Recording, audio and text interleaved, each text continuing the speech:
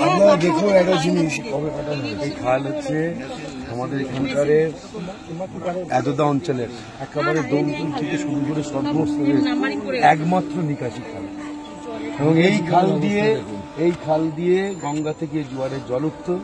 সেই জল সারেঙ্গার যে পোল, সেই সারেঙ্গা পোল থেকে এই জল যেত, এই বিস্তীর্ণ এলাকায় চাষবাস হতো। সেই জল একদিকে আমাদের জোলাগড়ি শিল্পাঞ্চলের অপরিকল্পিত ব্যবস্থা, কোনোরকম পরিশুদ্ধ না করা, আর এই তৃণমূল কংগ্রেসের এখনকার দখলদারি ইত্যাদি সবের মধ্যে দিয়ে চলছে।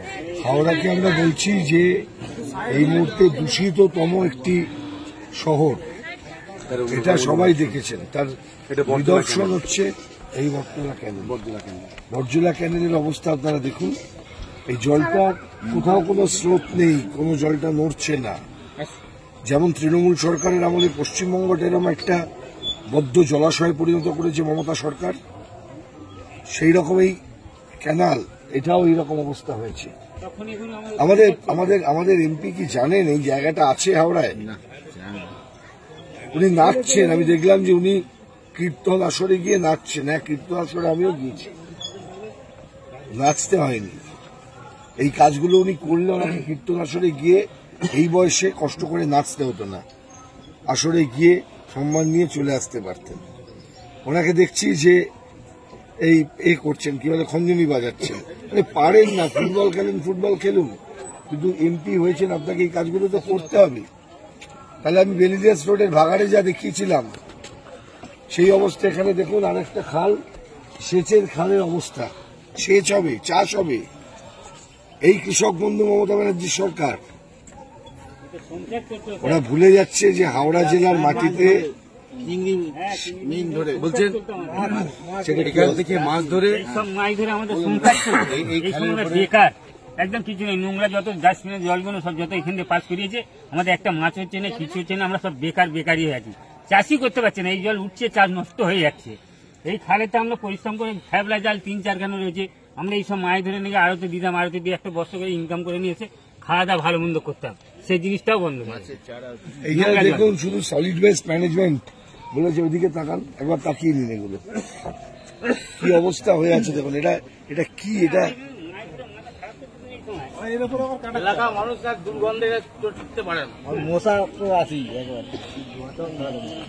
এই পরিকল্পনা এই রাজ্যের সরকারের। আমি আপনাদের বলছি যে এই লড়াই আমাদের করতে হবে। নির্বাচন তো হবে, কিন্তু আপনারা এলাকার মানুষ, এই লড়াই আমাদের এখানে এজেন্ডা করে আমরা করব। খাল সংস্কারের করবেন তো? লাল ঝান্ডা নিয়ে হবে তো লড়াই? বর্ধমানে একদিনকে ক্যানাল কর মুক্তি আন্দোলন হয়েছিল ঐতিহাসিক, এখানে হবে তো লাল ঝান্ডা ধরে কৃষক সভার নেতৃত্বে এই লড়াই? বন্ধুরা এই লড়াই হবে তো এখানে? এটা আমাদের দাবি থাকবে যে যারা এরকম অবস্থায় খাল রেখে দেয়, সেচের খাল, এই টাকা কি কোথায় গেল? আজকে কোনো উন্নয়নের টাকা এখানে আসবে না, কারণ এই চোর সরকার যতদিন থাকবে। মমতাকে মাথা নিচু করে ওখানে গিয়ে দাঁড়াতে হয়। চোর কখনো মাথা উঁচু করে দাঁড়াতে পারে? এখানে তৃণমূলীরা মাথা উঁচু করে ঘোরে, কোথাও ঘোরে না তো। এইরকম অবস্থা পশ্চিমবঙ্গের, এইরকম অবস্থা। স্যার, সেই বামফ্রন্টে যে এই আপনি আসলেন রাস্তা, সেই ইটটাকে পর্যন্ত এখন পর্যন্ত উল্টায়নি, সেই ইটই রয়ে গেছে। আপনি যে পাশ দিয়ে আসলেন, সেই বামফ্রন্ট সরকারই তো করেছে, বাদ বাকি আর কেউ করেনি, এখন হাতই দেয়নি। মনে করেছে মমতা ব্যানার্জি, মমতা আর মমতার ভাইপো ফুটানি মারবে মানুষের পয়সায়, আর সাধারণ মানুষ এখানে এইরকম অবস্থার মধ্যে থাকবে। এই পরিস্থিতির বদল আমাদের করতে হবে এই নির্বাচনে। এই ব্রিজ আমরা করব, এই খাল সংস্কার আমরা করব। এই ভ্যারান্ডা ভাজা এমপি আমাদের দরকার নেই। এমপি এসছেন এখানে কোনোদিন? তাহলে ওইরকম এমপিকে আপনারা চান? তাহলে no vote to BJP, no vote to TMC. দুটোই দুটোর বন্ধু, এদেরকে শেষ করতে হবে। এই খালে জোয়ার আনতে হবে। নমামি গঙ্গা বলে কেন্দ্রের একটা প্রজেক্ট আছে, বিজেপি বুড়ো আঙুল চুষছিল নাকি, কাল কোথায় গিয়ে পড়ছে, কাল কোথায় গিয়ে পড়ছে, তাহলে এই জিনিস খেলতে গেলে গঙ্গায় গিয়ে পড়বে সব, তাহলে গঙ্গা দূষণও তো হচ্ছে। তাহলে বিজেপি চোখ বন্ধ করে বসে আছে?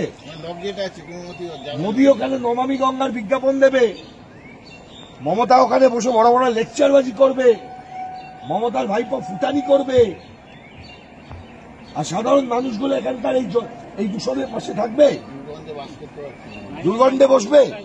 একটু লাল জল আছে, এরপর কালো জল আছে। এই লালটা কেন? টক্সিক তো। সলিড ওয়েস্ট ম্যানেজমেন্ট তার রুলস নেই। ধুলোগড়ে শিল্পাঞ্চল আছে, 2016 solid waste management rules, classified rules তৈরি হয়েছে।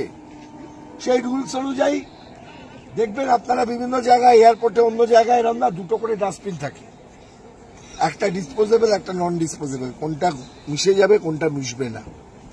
কিছু বর্জ্য থাকে যেগুলো মিশে যায় মাটির সাথে, আর কিছু থাকে মাটিতে বসে থাকে, প্লাস্টিক, মেশিন, এইগুলো আসে হচ্ছে সমস্ত ইন্ডাস্ট্রিয়াল ওয়েস্ট থেকে। শিল্পাঞ্চল যেগুলো আছে, শিল্প, সেখানকার সমস্ত দূষিত বর্জ্য পদার্থ সেগুলো মিশে যাচ্ছে জল, এতে চাষও হবে না, এতে কিছু হবে না। এমপি ভজন কীর্তন করবে, ওর বাইরে ওর কোনো যোগ্যতাও নেই, কিছু করতেও পারবে না, ম্যামা করা কথাই বলতে পারে না, এমপি হয়ে আছে, এদেরকে বিদায় করতে হবে। আর এই জামাটা যে আছে নেবে উঠলে না, আর জামাটা পাবেন না, আমি না তো। আমি এলে যাবো, আমি এলে যাবো।